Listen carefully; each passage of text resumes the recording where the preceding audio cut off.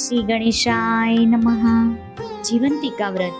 મિત્રો, આજે આ વિડીયોમાં આપણે સાંભળીશું શ્રાવણ માસના શુક્રવારે કરાતું માં જીવંતિકા વ્રતની વિધિ અને સાંભળશું તેની કથા.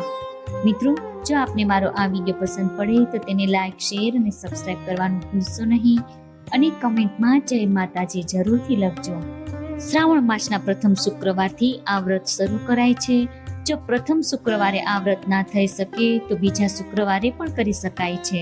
અને પ્રાતઃકાળે સ્નાન આદિથી પરવારી બાજોટ પર લાલ વસ્ત્ર બિછાવી માં જીવંતિકાની છબી બિરાજિત કરી ધૂપ, દીપ, લાલ પુષ્પો, અબીલ, ગુલાલ વગેરે ચડાવી માં જીવંતિકાની પૂજા કરવી અને માં જીવંતિકાને નૈવેદ્ય અર્પણ કરવું, જેમાં ખાંડ અને રવો કે ઘઉંના લોટનો શીરો કે પછી સાકરનો પ્રસાદ ધરાવો અને માં જીવંતિકાની 5 દિવેટવાળા દીવાથી આરતી કરવી અને સ્તુતિ પ્રાર્થના કરવા અને જીવંતિકા વ્રતની કથા સાંભળવી.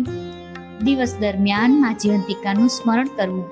આ વ્રત કરનારે બહેનોએ આ દિવસે પીળા વસ્ત્રો, પીળા અલંકારો એટલે કે સોનાના અલંકારો ન પહેરવા જોઈએ.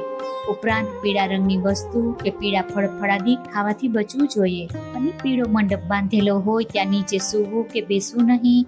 ચોખાનું પાણી ઓળંગવું નહીં. માં જીવંતિકાનું વ્રત કરનારના સંતાન પર માની અમી દ્રષ્ટિ રહે છે અને માં સંતાનોને દીર્ઘાયુષ્ય કરી તેની સર્વ રીતે રક્ષા કરે છે. મિત્રો, હવે આપણે સાંભળી લેશું જીવંતિકા વ્રતની કથા. પ્રાચીન કાળમાં શીલભદ્રા નગરીમાં સુશીલ કુમાર નામે એક રાજા રાજ કરતો હતો. તેની રાણીનું નામ સુલક્ષણા હતું. રાજા રાણી ઘણા દાની અને ધર્મિષ્ઠ હતા, પણ શેર માટીની ખોટ હોવાને લીધે એમને મન સંસારના બધા સુખ ઝેર જેવા થઈ ગયા હતા. એક દિવસ રાણી સુલક્ષણા મહેલના ઝરૂખામાં બેઠી બેઠી બહારના ચોગાનમાં રમતા બાળકોને એકીટસે નિહાળી રહી હતી. એટલામાં એની પ્રિય દાસી ત્યાં આવી. આ દાસી સુયાણીનું કામ કરતી હતી. ગામમાં કોઈને સુવા વળાવે તો એ દાસીને જ બોલાવતા. દાસી ઘણું સમજ્યું હતી. એ રાણીના મનોભાવ તરત જ સમજી ગઈ. એ બોલી, રાણીજી, ખોટું ન લગાડું તો તમને એક વાત કહેવા માંગુ છું, જેથી તમારું વાંઝ્યા મેળું હંમેશને માટે દૂર થઈ જશે. જલ્દી બતાવ મને, રાણીએ કહ્યું. દાસી બોલી, સાંભળો, ગામમાં એક બ્રાહ્મણીને 5મો મહિનો જઈ રહ્યો છે. હું તમે આજથી જ વાત ફેલાવી દઉં કે તમે માં બનવાના છો. બસ ત્યારબાદનું બધું કામ હું સંભાળી લઈશ. પૂરે દિવસે બ્રાહ્મણી જે બાળકને જન્મ આપશે તે હું તમને લાવીને સોંપી દઈશ. કોઈને કાંઈ કાનો કાન ખબર નહીં પડવા દઉં. બાળક મળવાની લાલસાએ રાણી સુલક્ષણા આવું ખૂબ કૃત્ય કરવા તૈયાર થઈ ગઈ અને પોતે ગર્ભવતી છે તે વાત ફેલાવવા માંડી. જોત જોતામાં 4 મહિના વીતી ગયા. એક દિવસ રાતે બ્રાહ્મણીને પ્રસૂતિની પીડા ઉપડતા દાસીને બોલાવવામાં આવી. મધરાત બાદ બ્રાહ્મણીએ એક સુંદર અને તેજસ્વી પુત્રને જન્મ આપ્યો. દાસી બધાની રજા લઈ રવાના થઈ. થોડી વારમાં તો ઘરના બધા ઘસઘસાટ ઊંઘી ગયા. દાસી ઘરની પાછલી બારીએથી ચોર પગલે બ્રાહ્મણીના ઓરડામાં આવી અને બાળકને ઉઠાવીને ઘરની બહાર નીકળી ગઈ. એ સીધી રાણી પાસે પહોંચી અને જઈને બાળક સોંપી દીધું. એ ઘણી ખુશ થઈ ગઈ. ત્યારબાદ તરત જ મહેલમાં સમાચાર ફેલાવી દેવામાં આવ્યા કે રાણીએ એક સુંદર પુત્રને જન્મ આપ્યો છે. આખા નગરમાં આનંદ છવાઈ ગયો. ઘેર ઘેર દીપમાળા પ્રગટી.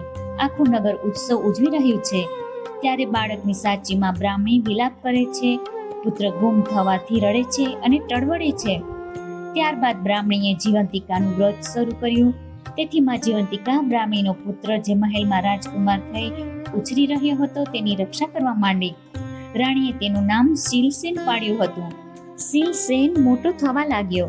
એ યુવાન થયો ત્યારે રાજા સુશીલ કુમાર અને પેલી બ્રાહ્મણીનો પતિ મરણ પામ્યો અને શીલસેન ગાદીએ બેઠો. પ્રજા તે કુશળતાથી ઘણી ખુશ થઈ.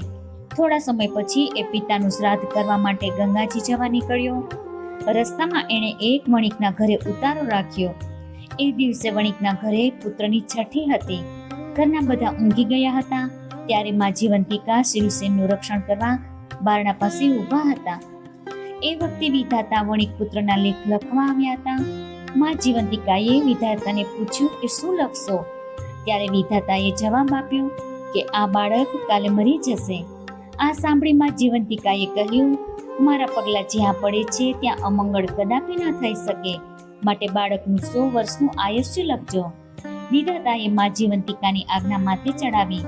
બીજા દિવસે વાણિયાએ પોતાના બાળકને જીવતો જોયો તો એ ગદગદ થઈ ગયો, કારણ કે તેને ત્યાં જન્મેલા બાળકો 7મો દિવસ જોતા જ ન હતા. એને ખાતરી થઈ ગઈ કે આ બધું આ મુસાફરના મંગલ પગલાના પ્રતાપે જ થયું છે. શીલસેન બીજા દિવસે જવા તૈયાર થયો ત્યારે વાણિયાએ ખૂબ જ આગ્રહ કરી ફરીવાર આવવા કહ્યું. શીલસેને હા પાડી. ત્યાંથી એ ઘણા દિવસે ગયાજી પહોંચ્યો. પોતાના પિતાની શ્રાદ્ધ ક્રિયા પૂર્ણ કરી જ્યાં એ પિંડદાન કરવા જતો હતો ત્યાં નદીમાંથી 2 હાથ બહાર આવ્યા. આ જોઈ શીલસેનના અચરજનો પાર ન રહ્યો. એણે પિંડ એક હાથમાં મૂકી દીધો.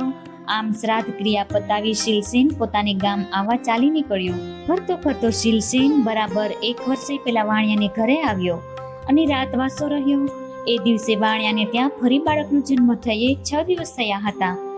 રાત પડતા જ વિધાતા છઠ્ઠીના લેખ લખવા આવ્યા તો આ જીવંતિકા માએ તેને રોકીને 100 વર્ષનું આયુષ્ય લખવાનું કહ્યું.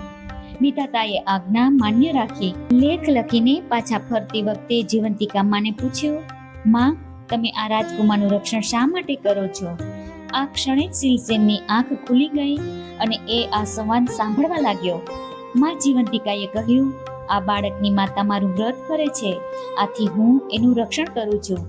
આ સાંભળી શીલસેન વિચારમાં પડી ગયો.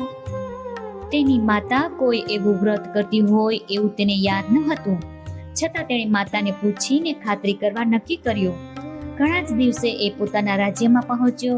મહેલે જઈને માને પૂછ્યું, માં, તું કયું વ્રત કરે છે? બેટા, હું તો કોઈ વ્રત કરતી નથી, રાણી સુલક્ષણા બોલી. આથી શીલસેનને શંકા પડી કે આ મારી સગીમાં નથી. પોતાની માતાને શોધી કાઢવા માટે એણે શ્રાવણ માસના પ્રથમ શુક્રવારે આખી નગરીને જમાડવાનું આમંત્રણ આપ્યું.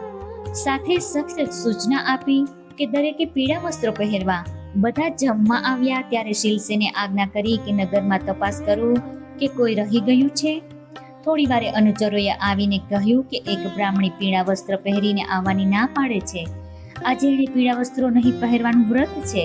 આ સાંભળી રાજકુમાર ગદગદ થઈ ગયો. એણે તરત જ બ્રાહ્મણી માટે લાલ રંગના વસ્ત્રો મોકલાવ્યા. એ પહેરીને બ્રાહ્મણી આવી. શીલસેન સામે આવતા જ તેના ધાવણમાંથી દૂધની ધાર છૂટી અને શીલસેનના મોંમાં પડી.